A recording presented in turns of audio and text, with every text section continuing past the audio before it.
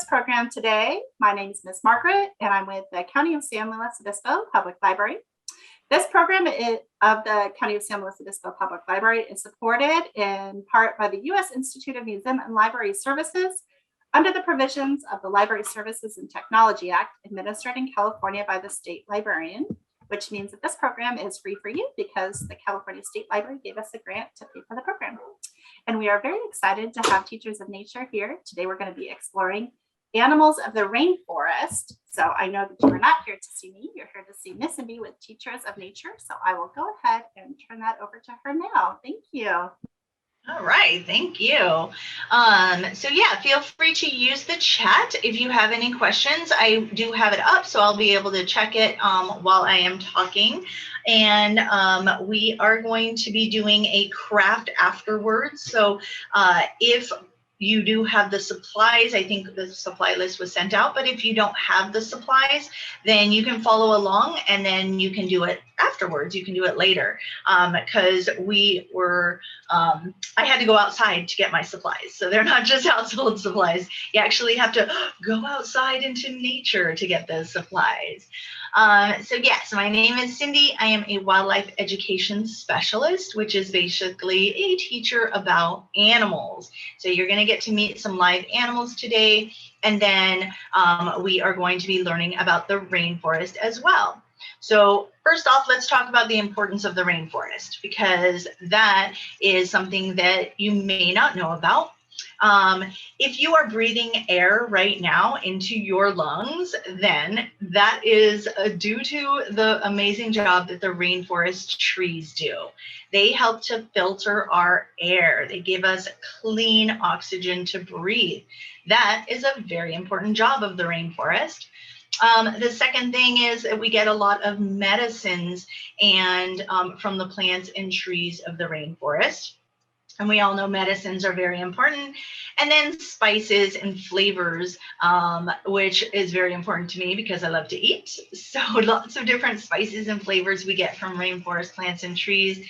And then last but not least, we also get, of course, lots of animals. And it is an amazing place to vacation or to go to. I have been to 2 different rainforests, and I will kind of talk a little bit about that and my experiences there. But let's learn a little bit about the rainforest before we meet the animals that live there.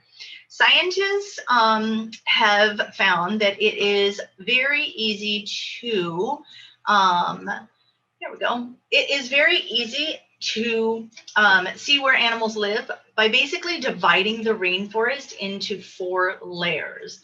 But I did want to show you some fun pictures of animals of the rainforest. If my PowerPoint will work, there we go. So these are some animals that you might recognize.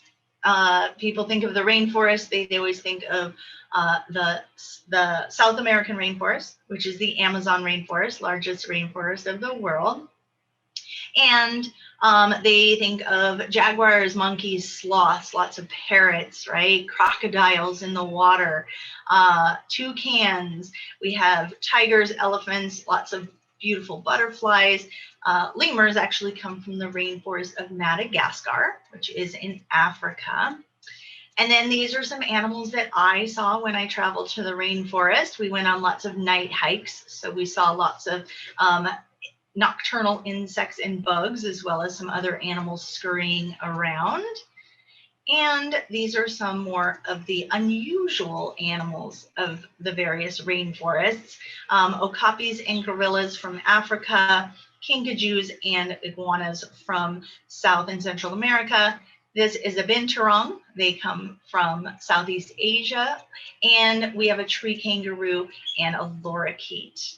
So here's where we find our world's rainforest, right across this red line right here. If anyone wants to put in the chat what that red line is called, it separates the north from the south. It's an imaginary line that goes across our earth and is always traveling closest to the sun. That means that it is getting lots of warmth from the sun. So it's going to be warm in the rainforest, and then it is also going to rain a lot in the rainforest. There you go, the equator. Good job. Excellent. Here is where we find the world's rainforests: South America, Africa, Asia, Australia, and then a small portion of Central America. So that is where we find the world's rainforest. This is a picture of the Amazon rainforest. And if you look back here, it looks like mountains. Guess what? It's more trees. It is trees as far as the eye can see. There looks like there is no end to the trees. The entire horizon is covered in trees. So let's look at these 4 layers, and then we're going to meet an animal from each of the 4 layers. We have the tippy tops of the trees that are the oldest trees. They've been growing the longest. They have reached up above the rest of them to get the most amount of sunlight.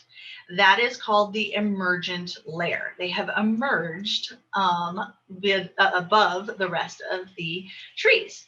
That second layer where these trees connect together is called a canopy layer. So think of a canopy that you put up to make shade. Does the exact same thing. Creates a lot of shade. In some places of the rainforest, less than 10% of the sunlight is actually coming through the canopy layer. So it can be very, very dark. Then we have our understory with lots of vines and open spaces. If Tarzan or we're swinging through the vines of the rainforest, that is where he would be hanging out. Lots of open spaces to be able to swing across the vines. Lots of monkeys doing what Tarzan would do. And then last but not least, we have the rainforest floor. And here are some real life pictures of those layers. So you see the emergent layer, tall tree, and then it is way up above the rest of it. The canopy, you can see these trees touching each other, connecting together. You have the understory where there's a little more sunlight coming through, bright open spaces, and then the forest floor that still has a lot of growth and plants and ferns and bushes that are growing on the forest floor. So let's meet some animals and figure out where they come from. We're going to go from the top down to the bottom. So the top layer, remember, was called the emergent layer. And that is where you find a lot of birds. This little bird right here, her name is Piper. She is a Myers parrot. Now, sometimes when people see parrots, they think that, oh, she's probably going to say hi to me. She might even sing me a song. Well, that would be ideal. Unfortunately, Piper does not sing songs or say anything except for scream a lot. Yeah, like a lot of parrots do.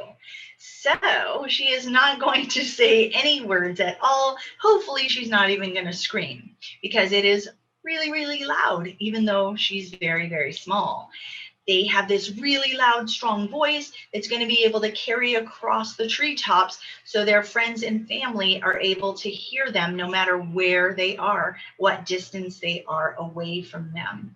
And surprisingly enough, other animals of the rainforest enjoy the loud screams that they make because they also can get any kind of warning from them if there's danger. So they really appreciate all of the lookout that the parrots do. Sitting up in the emergent layer, looking out over the rest of the rainforest, seeing any kind of strange or awkward movements. You're so needy today. Well, we're going to see if Piper wants to do a trick or two for us because she is actually pretty smart, even though she doesn't talk or copy sounds. Can you circle for us? You want this? Okay, circle. Can you circle? I just said you were smart. Can you show them how smart you are, Piper? Circle. Okay, stop. Circle. Go.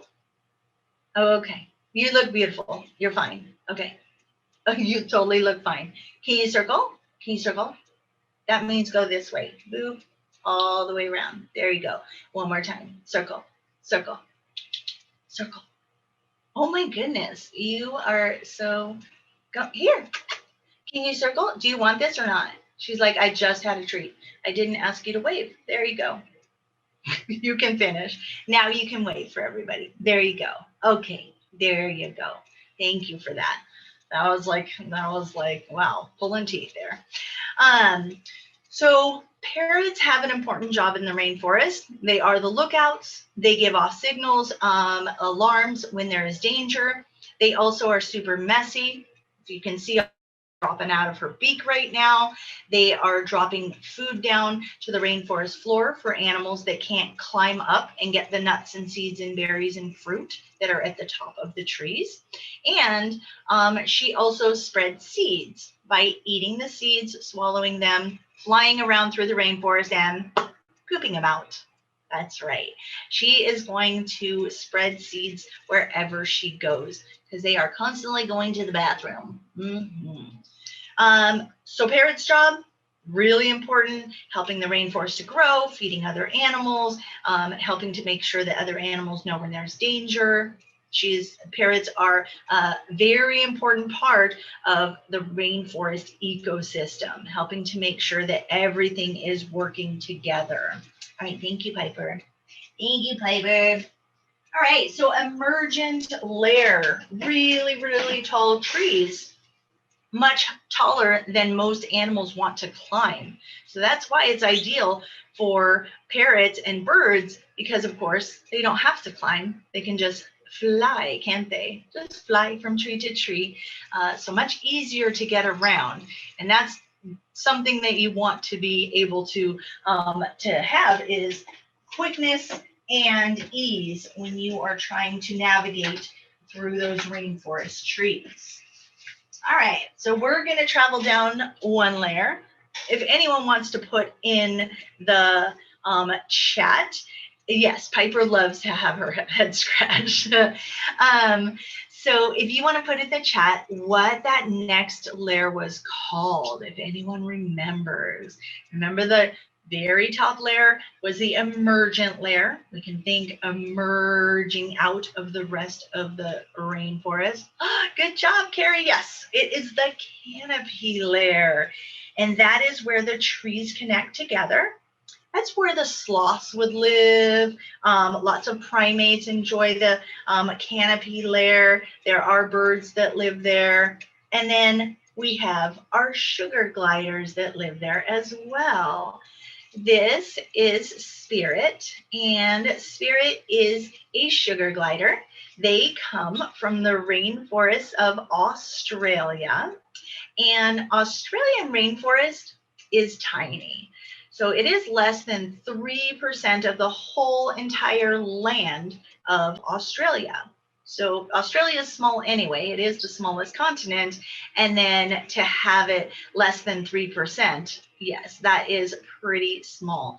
There are less than 200 mammals that come from the Australian rainforest, and sugar gliders are one of them.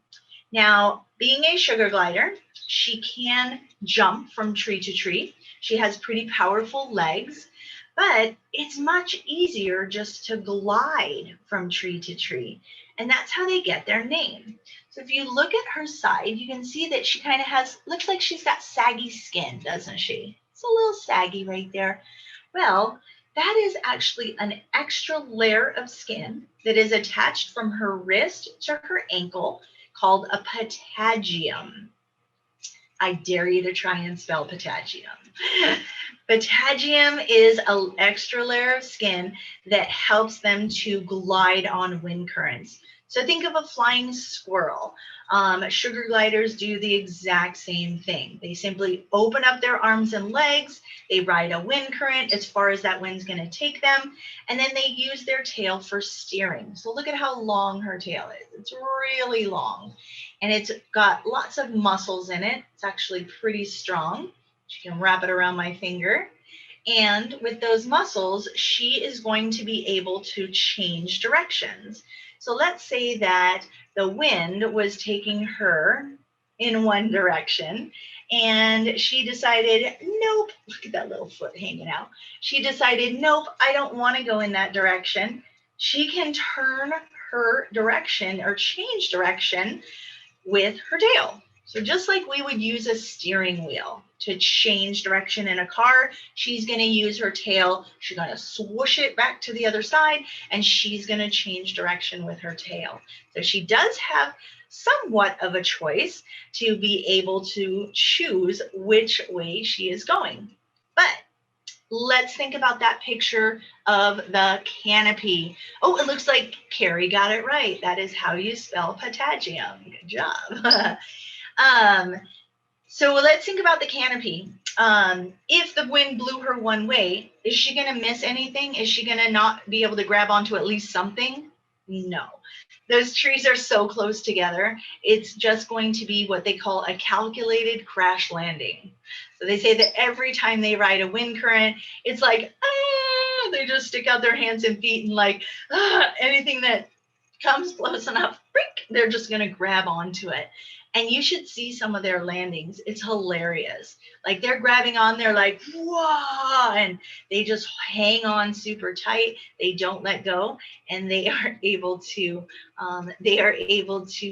at least grab onto something and not go all the way down and hit the ground. And you might wonder, why is she in a little pouch, right?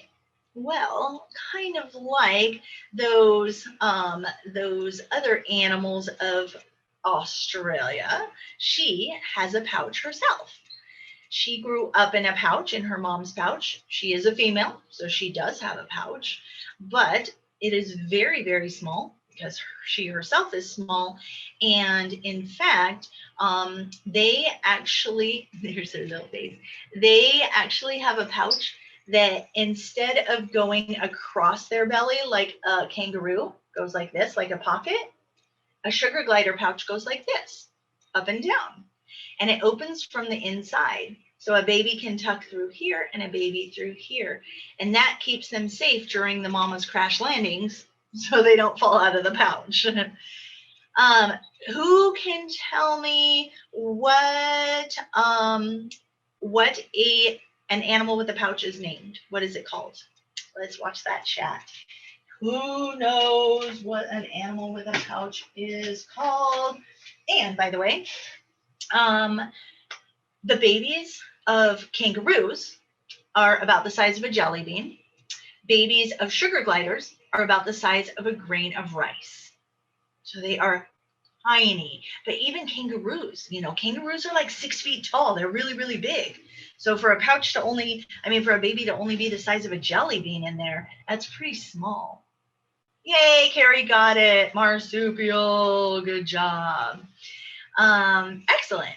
It is a marsupial, an animal with a pouch. All right, let's see who can remember that third layer of the rainforest. Oh, look at that understory. Someone's quick with the keyboard, right? It is the understory. So I wanted to tell you a little bit of a story. When I was in the rainforest, we were in Costa Rica, and it was my 25th wedding anniversary. We were so excited. We wanted just to be like in nature. We wanted it to be just amazing. So we rented a tree house that was in the rainforest, and it was built into a tree in the understory of the rainforest. We were so excited. So we got 3 nights in this rainforest tree house. It was amazing. It was equipped with everything that we needed. Well, what we weren't expecting was how many other animals lived in the understory of the rainforest, mostly insects and bugs. And we were chased out of our rainforest treehouse after 2 nights. We did not stay for the 3rd because every single bug and insect that we encountered wanted to either sting or bite us. We did not find any nice bugs or insects. Well, unfortunately, I really wish we could have found one like Vanessa here, because she is very, very nice, easygoing, non-threatening. She would not bite or sting or do anything to harm a human. But yeah, the ones that we did find and see, they were not nice at all. So like I said, Vanessa, totally harmless. She's called a walking stick or a stick bug. Sometimes people also call them stick insects because they do have 6 legs. So they are an insect. And to humans, they are not harmful at all. To plants, though, if there was too many of them, they definitely would be harmful because they have a ravenous appetite. They eat and eat and eat all day long. Kind of like me. I like to graze. My husband calls me a grazer. I am constantly eating. He's like, you just ate. I know, but I still want something else. Well, that's kind of how it works for stick insects. They are constantly eating and grazing all day long. And if there are just a few of them, great, no problem. But if there's too many of them, that is a problem because they can end up destroying plants that need to be growing. So we always have animals that are hunting for things, looking for insects and bugs, and that's kind of what keeps them in check. In the rainforest, just like everywhere else, everything works together. There is always a cycle. There's a food chain, and everything is always working together to make sure that there's not too many of one or not enough of the other. Now, the interesting thing about walking sticks is that scientists believe there may not be any male walking sticks on Earth. They give them the benefit of the doubt and say possibly 5%, but more than likely there's not. And that's because female walking sticks can lay fertilized eggs that will hatch and be exact copies or clones of their mom. So every single hatchling is a female, which means that they are just reproducing over and over and over again, and there are no males actually being hatched. This little girl, she is a clone of an 8th generation clone of the original Vanessa. So I can say that she looks just like her great, great, great, great, great, great grandmother. Mm-hmm. She is a clone. I started off with one walking stick. That's all. So yeah, they don't need any fertilization. They lay their very own fertilized eggs. So it is kind of weird and bizarre and cool at the same time, right? Yeah. Now, of course, she is going to be able to camouflage and hide pretty well in the rainforest trees. After all, she looks just like a stick.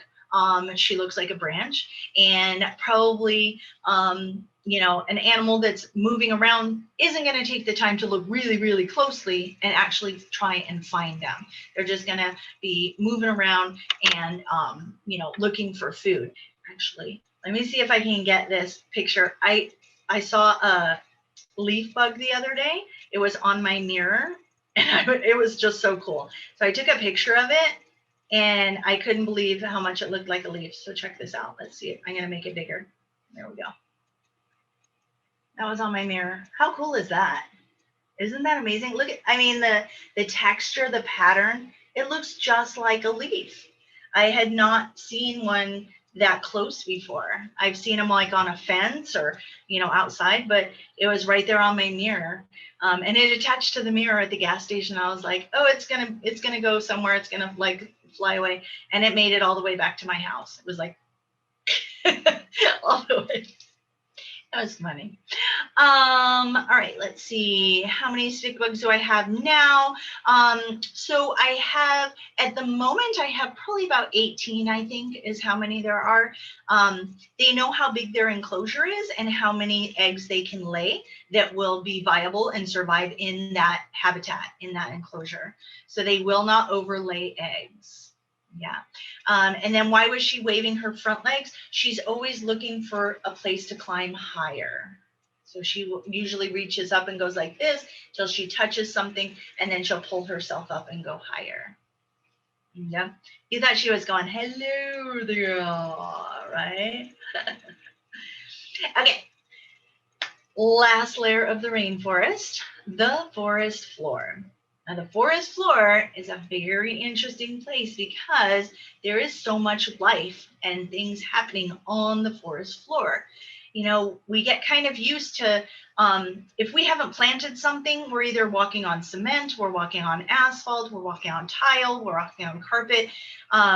We're just kind of walking on things that we know, has zero life. And if you are walking outside, you're like, walk on the sidewalk or walk on the pathway. You're never just walking onto whatever happens to be down there. But there are trails, of course, in the, in the rainforest where there are visitors and tourists. But in the natural rainforest, you have to bring a machete with you. You have to cut a path for yourself. So the rainforest floor is full of life. And there's lots of places for animals to find food, lots of places for animals to hide.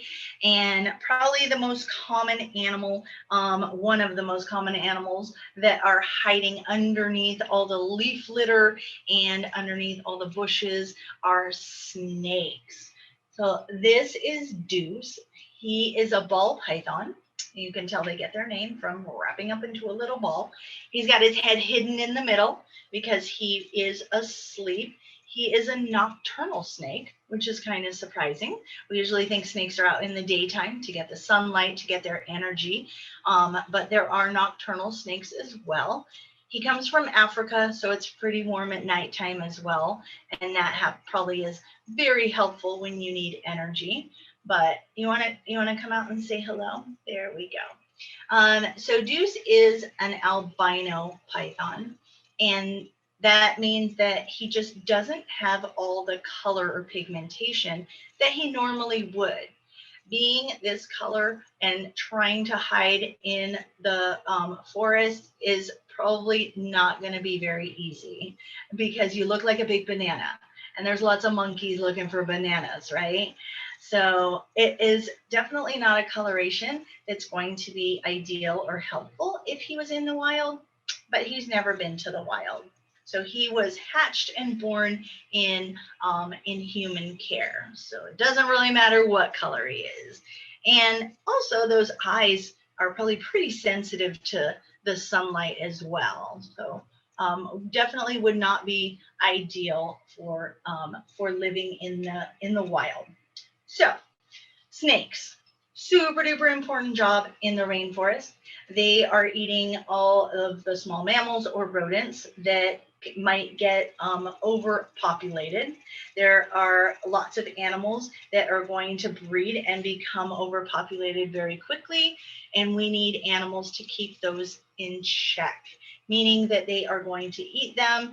They sometimes also eat lizards and frogs, and it just really depends on the species of snake. Some will also eat insects and bugs. So there's all kinds of things that different snakes will eat. It really just depends on what kind of snake it is. So usually the biggest question that people have is, why is he sticking out his tongue so much? Well, I was just holding the sugar glider, wasn't I? And the sugar glider has a certain smell to her, and he is probably smelling the sugar glider. Luckily, he is a super good boy, and he's used to all different kinds of smells, but that doesn't mean that he still isn't curious about it. So his little tongue is coming out, he's picking up those different smells or tastes, and then he will naturally turn it into what he knows is going to be something good to eat or not good to eat. And we do the same thing, believe it or not. If you were to open up a can of rotten food, you would automatically know, bleh, that's going to taste bad. Our smell turns into a taste. Their taste turns into a smell. So it's really just the opposite. They use a Jacobson's organ to do that, and we have a Jacobson's organ as well. So we can do the exact same thing, just in the opposite direction. But that is why he is sticking out his little tongue right there. He's checking things out. So snakes, you know what? People do have a huge fear of snakes. They are probably the most feared animal on earth. And there is no need to fear snakes. You just really need to respect snakes. So respect is what we need to have instead. Leave them alone. Let them do what they do. Don't bother them. They're not going to chase you down. They're not going to hunt you. And we don't have to harm them in any way. If they're around our houses, great. That means that they're eating bugs and insects, or they're eating small mammals and rodents that we don't want in our house. So we definitely should leave them alone. What color would it be if it wasn't albino? Okay, so the natural color of ball pythons are brown, tan, grayish. Those are pretty much the mixture of colors that they have. And I do have a regular color phase ball python as well. But she just ate, so she didn't come with me today. So